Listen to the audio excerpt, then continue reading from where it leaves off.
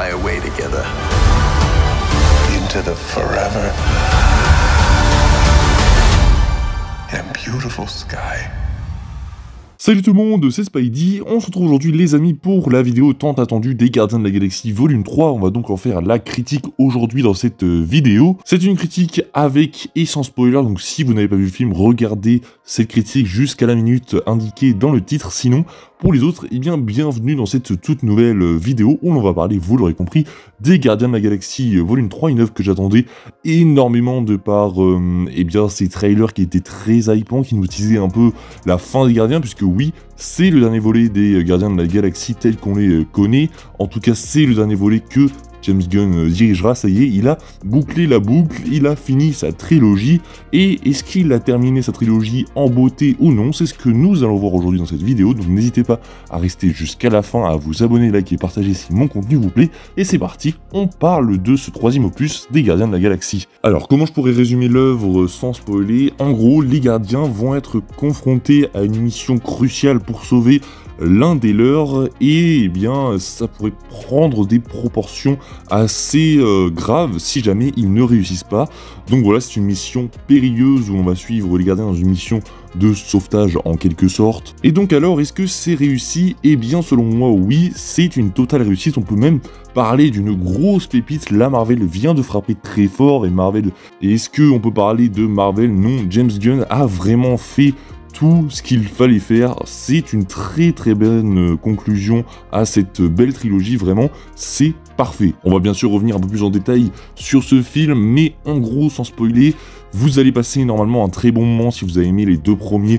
opus, mais cette fois-ci, on va venir rajouter un peu plus d'émotion que la moyenne, même beaucoup plus d'émotions que ce qu'on a pu voir dans les Gardiens, mais beaucoup plus d'émotions aussi pour un Marvel. C'est vrai que Marvel a pas l'habitude de jouer sur les émotions du spectateur. Là oui, on va vous prendre aux tripes et on va un peu passer par toutes les émotions, que ce soit en étant triste, en rigolant, en ayant des frissons, que ce soit pour la tristesse ou bien de l'épique, parce que oui, le film est assez épique aussi. On va vraiment avoir un ascenseur émotionnel qui est assez important et très cool à suivre dans ce film. Les Gardiens sont plus que jamais soudés, on est vraiment sur une grande famille, c'est même plus une équipe à ce niveau-là. On a tous bien l'impression qu'ils sont développés de la même manière, peut-être qu'il y a, allez, un membre qui passe en dessous, mais c'est à peu près logique, je vais pas non plus rentrer dans le détail pour pas que vous sachiez qui c'est, même si je pense que vous l'avez sûrement, mais sinon tout le reste est développé d'une... Enfin, les personnages sont très bien décrits, je trouve, ils ont tous une évolution, ce ne sont jamais les mêmes au début et à la fin de l'œuvre, donc ça c'est assez important, vraiment. On est très content de retrouver ces Gardiens, ce sont les mêmes, il y a des évolutions par rapport au dernier film, bien évidemment, puisque entre le 2 et le 3 il s'est passé énormément de choses, comme Infinity War, Endgame, le spécial Noël qui est aussi important. Si vous n'avez pas vu ce spécial, je vous invite à aller le voir, parce qu'il y a une notion qui est assez importante et qui va revenir dans ce film, j'en en parlerai pas si vous n'avez pas vu le film,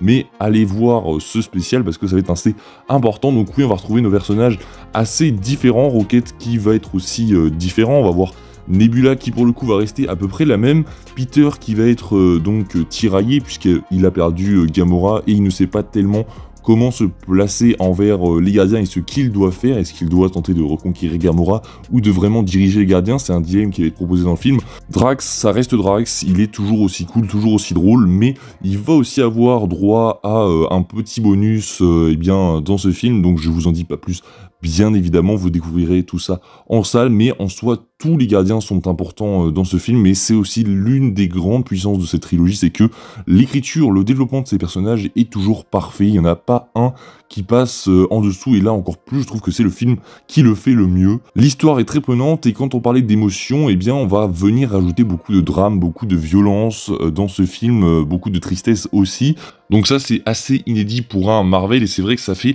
assez bizarre de voir ça mélangé à nos Gardiens, on n'a pas l'habitude de les voir autant en difficulté, et c'est vrai que ça fait énormément le taf, on n'apprécie pas les voir en difficulté, mais je veux dire que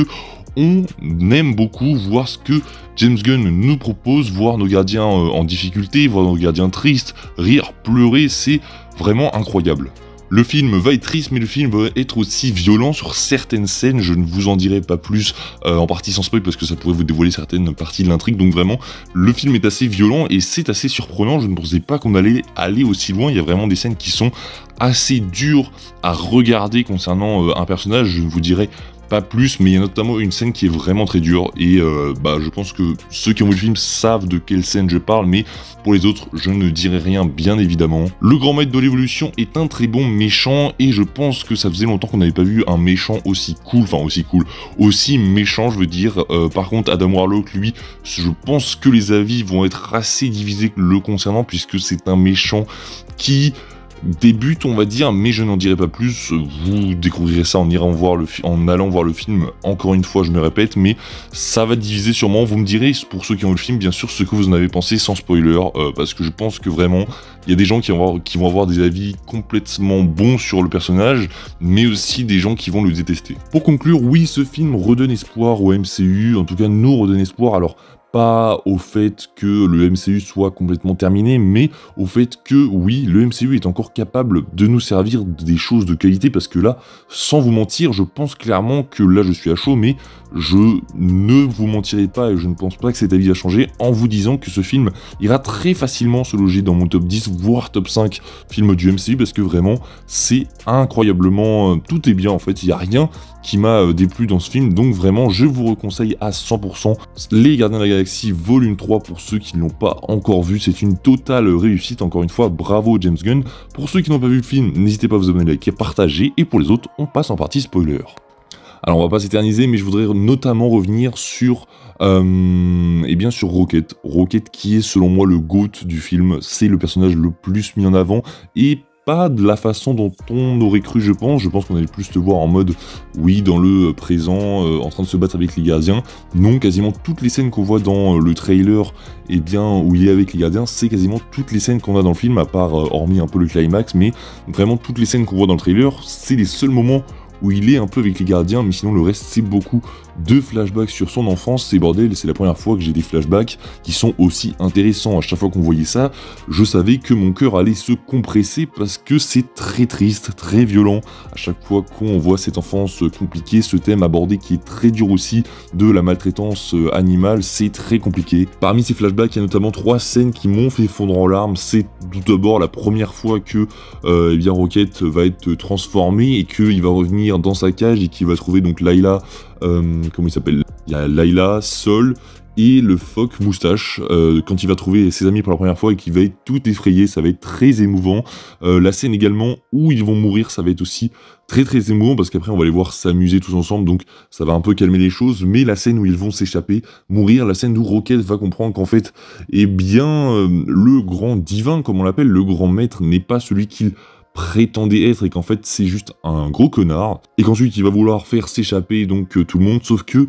le grand maître va tuer tout le monde et c'est super triste. Cette scène est horrible à regarder.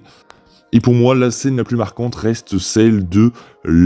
passage entre la vie et la mort de Rocket, la fois où il a failli y passer et qu'il a revu tous ses amis. C'était très émouvant, ce petit passage où il était en train de revivre son passé, puisque son coma, en gros, c'est un coma. Il était en train de revivre tous ces passages de sa vie, et de le voir là entre la vie et la mort, et de voir en fait qu'il avait envie de mourir rien que pour retrouver ses amis, c'était très émouvant. Les émotions aussi du côté des gardiens qui étaient en train de fondre en larmes, c'était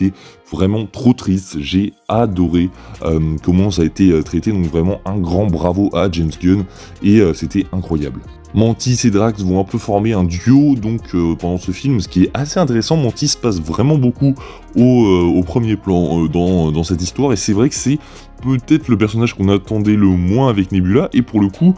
c'est 2 personnages qui vont être complémentaires l'une avec l'autre, et j'ai trouvé ça super cool, le fait que Mantis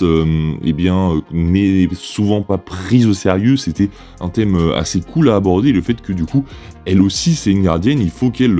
se batte comme les autres, elle ait des bonnes idées comme les autres, le fait qu'elle soit aussi la seule un peu à comprendre Drax, le fait qu'elle le trouve stupide certes, mais qu'il a vraiment quelque chose en plus, c'est super cool. Drax, il est trop drôle, vraiment, ce mec est hilarant, à chaque fois qu'il essaye de faire une vanne, ça m'a fait rigoler, ça a fait rire toute la salle, mais il sait aussi être émouvant puisque, eh bien, il faut pas oublier qu'il a perdu lui toute sa famille et ça aussi, on va te le rappeler, et ça va être assez émouvant. Enfin, Star-Lord, Gamora qui vont reformer un peu leur duo, mais qui ne sont pas tombés dans le piège du « oui, on va les refaire tomber amoureux » alors que au début du film, ils ne s'aimaient pas du tout. Ils sont pas du tout tombés dans ce piège-là, c'est bon, la relation Peter-Gamora est terminée, ce n'est plus notre Gamora, et c'est vrai que, eh ben, ça vient de le rappeler vraiment sèchement à la fin du film en disant non, il n'y aura rien entre eux, c'est pas possible, vraiment, c'est terminé, Gamora, la nôtre, vous connaissez la Gamora de notre réalité, peut-être pas parce que c'est la même réalité, mais la Gamora que vous connaissiez dans les 2 premiers opus est morte dans Endgame, là c'est une toute autre Gamora bien différente,